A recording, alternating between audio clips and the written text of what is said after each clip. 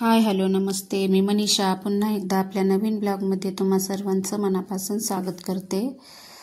तर चला मी आज आता इकडे पोहे बनवायला घेतले आहेत, कारण पाहुणे आले होते घरी, दादा वहिनी नणंद नंदावी भेटण्यासाठी। दादा वहिनी लग्नाला गेले होते, मग येताना आले घरी भेटण्यासाठी। आम्हाला प्रज्वलला पण लागलं होतं ना थोडंसं, मग त्यासाठी भेटण्यासाठी आले होते। तर सगळ्यांसाठी पोहे बनवले, त्यांनी काही खाल्ले नाही, पोहे लवकर जायचं होतं, लग्नामध्ये जेवण करून आले होते ना त्यामुळे। तर ही इकडं आमची माऊ आणि इकडे हे ताई आणि दादा बसले होते। तर ही आमची माऊ ही खूप गोड आहे। आणि नंतर दादा वहिनी निघाले होते, हे बघू शकता इकडे दादा उभा आहे आणि वहिनी पण आहेत तिकडे।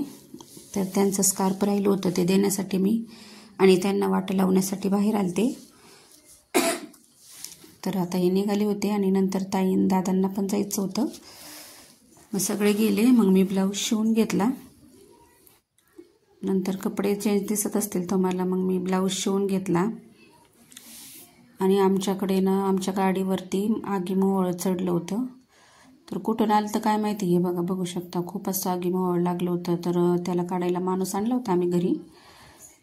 आणि मग इकडं आता दीदी झाडून घेते आपली। 5 वाजले होते, तर सगळं आवरून झालं होतं आमचं। मग आता मला कपडे पण काढून घ्यायचे होते, तर मग मी कपडे काढण्यासाठी पाठीमागे गेले। तर हा बघू शकता आमच्या पाठीमागचा म्हणजे सायंकाळचा व्ह्यू कसा वाटतो हे कमेंट करून नक्की सांगा। तर व्हिडिओला स्किप न करता पाहत राहा।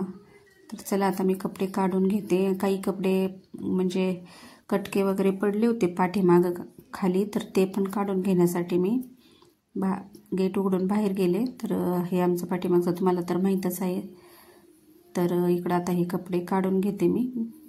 तर चला, आजचा हा छोटासा ब्लॉग तुम्हाला कसा वाटला हे कमेंट करून नक्की सांगा। आवडला तर लाईक करा, शेअर करा, सबस्क्राईब करा। पुन्हा भेटू अशाच एका नवीन व्हिडिओसोबत। तोपर्यंत सर्वांना बाय। चला बाय।